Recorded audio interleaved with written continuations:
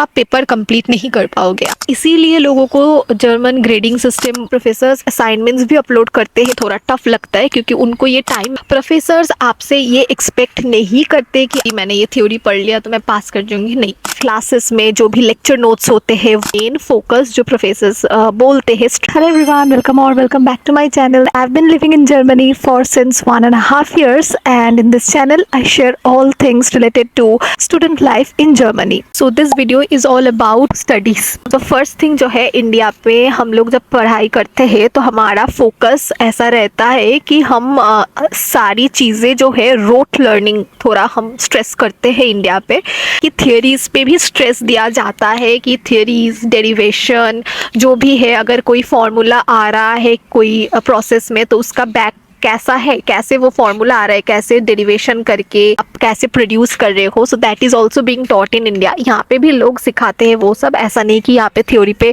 Focus नहीं है, theory यहाँ पे सिखाया जाता है, लेकिन द मेन फोकस जो प्रोफेसर्स बोलते हैं, स्ट्रेस करते हैं ज़्यादा, वो है कॉन्सेप्ट पे। ठीक है, यहाँ पे concept building is more important than memorising और रोट लर्निंग योर थ्योरी। आपको थियरी पता हो या ना हो वो इम्पॉर्टेंट नहीं है, लेकिन उसके अंदर क्या मैकेनिज्म हो रहा है वो आपको आइडिया, अच्छे से आइडिया होना चाहिए। आप थियरी अगर पढ़ लो, समझ लो, लेकिन उसको आप लिख नहीं पा रहे हो ऐसा स्टेप बाय स्टेप तो भी चलेगा, लेकिन अगर आप वो एक्सप्लेन कर पा रहे हो कि कैसे, क्यों हो रहा है, आपका फाइनल जो फॉर्मूला आ रहा है वो कैसे आ रहा है और वो कैसे अप्लाई करोगे, एप्लीकेशन भी ज़्यादा यहाँ पे like professors focus करते हैं. So they mainly stress on concept building and application of theory rather than just learning how to derive a formula or how to just keep like memorizing the formula and the steps. So यहाँ पे एक common portal होता है Moodle. Moodle is an app जो कि common है पूरे Germany में. आपका classes में जो भी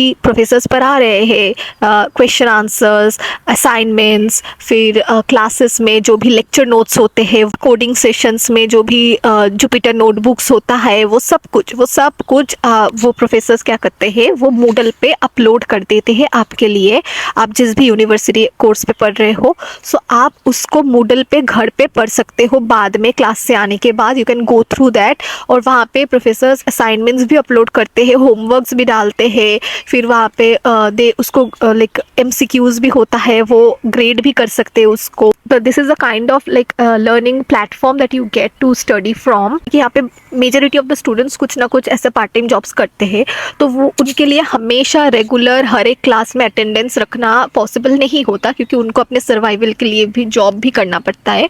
तो इसीलिए यही कॉन्सेप्ट है कि मूडल पे सब डाला होगा, आप घर पे अपने टाइम पे ये पढ़ो, पढ़ के समझो एंड देन आप एग्ज़ाम दो। प्रोफेसर्स आपसे ये एक्सपेक्ट नहीं करते कि आप क्लासेस में 100% अटेंडेंस रखो, जैसे इंडिया में होता है ना कि आप क्लासेस अटेंड कर रहे हो तो ही आप अच्छे बच्चे हो, यहाँ पे नहीं क्लास कर रहे हो तो मतलब अब गए, अब आपने तो बस छोड़ ही दिया। ऐसा नहीं है, यहाँ पे प्रोफेसर्स को भी ये पता होता है कि यहाँ पे इंटरनेशनल स्टूडेंट्स को ऐसे सब कुछ मैनेज करना पड़ता है, तो उनके लिए शायद रेगुलर क्लासेस पॉसिबल नहीं है। तो इसीलिए वो इस पे ज़्यादा फोकस करते हैं कि study from Moodle if you want, but yes definitely coming to class is also very advantageous, क्योंकि आपको वहाँ पे लर्निंग इन्वायरमेंट मिलता है, लोग आपके पीयर्स से इंटरेक्शन होता है, प्रोफेसर्स के साथ डायरेक्ट इंटरेक्शन होता है।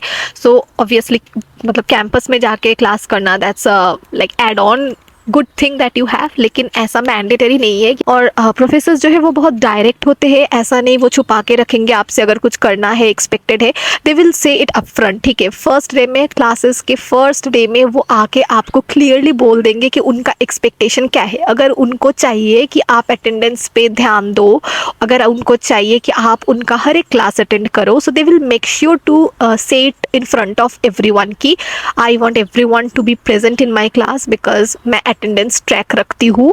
सो वो बोल देंगे, उनका एक्सपेक्टेशन जो भी है आपसे वो क्लियरली कम्युनिकेट कर देंगे। And sometimes they even send you emails और maybe messages over the Moodle so that everything is communicated across to everyone uniformly. The professors don't want you to attend the classes, but they definitely want you to go through all the materials in the Moodle so that you know what is being taught in the class. So if you are not studying the Moodle materials entirely, then you might face difficulty in answering the questions. यहाँ पे क्या होता है, mostly they don't ask you theories, but if they do, they will say it like I'll be asking theories, so go through the theories or read some books. They will say you कि कौन सा book पढ़ना है. They will stress on it during the class. लेकिन majority of the question जो होता है वो application based होता है, वो derivation नहीं पूछेंगे. They will give you situations or some cases where you have to apply some concept और फिर उस concept को लगा के आपको वो situation solve करना है. So these kinds of question they ask which stresses on testing your concept कि आपने कितना समझा है उस चीज़ को और आपने कितना प्रैक्टिस किया है. इसीलिए यहाँ पे जो होता है प्रॉब्लम स्टूडेंट्स को कि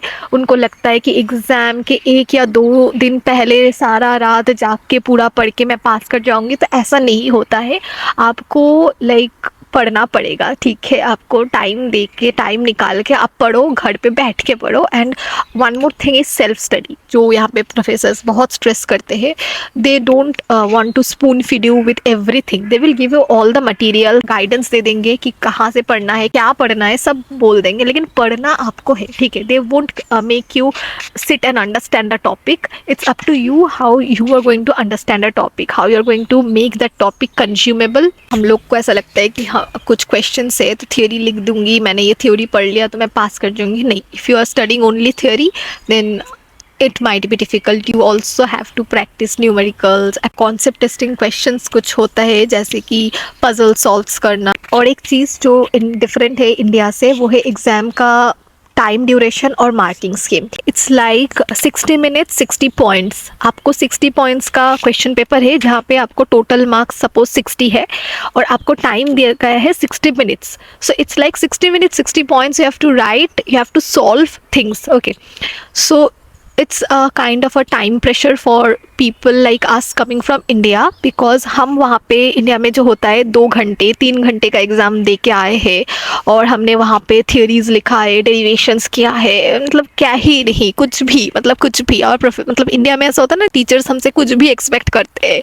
सो they want us to know everything. लेकिन यहाँ पे जो है people want, like professors want you to know the concept as I said. So they will give you only 60 minutes to answer 60 questions for 60 points. I don't know how it sounds to you, but it's very tough. It's like a time pressure and a time bomb being fit, and you have to answer every question within that time. यहाँ पे एक जो गलती लोग करते हैं वो है, इंडिया में एक और स्ट्रेस भी होता है कि copy answer sheet should be clean, should be like it should have margin, you should write it in a proper way. इतना कुछ हम मेंटेन करके सुंदर से आंसर शीट लिखते हैं. लेकिन यहाँ पे वो लोग उतना स्ट्रेस नहीं करते कि आप उसको आंसर शीट को ज़्यादा बहुत डेकोरेट करके लिखो.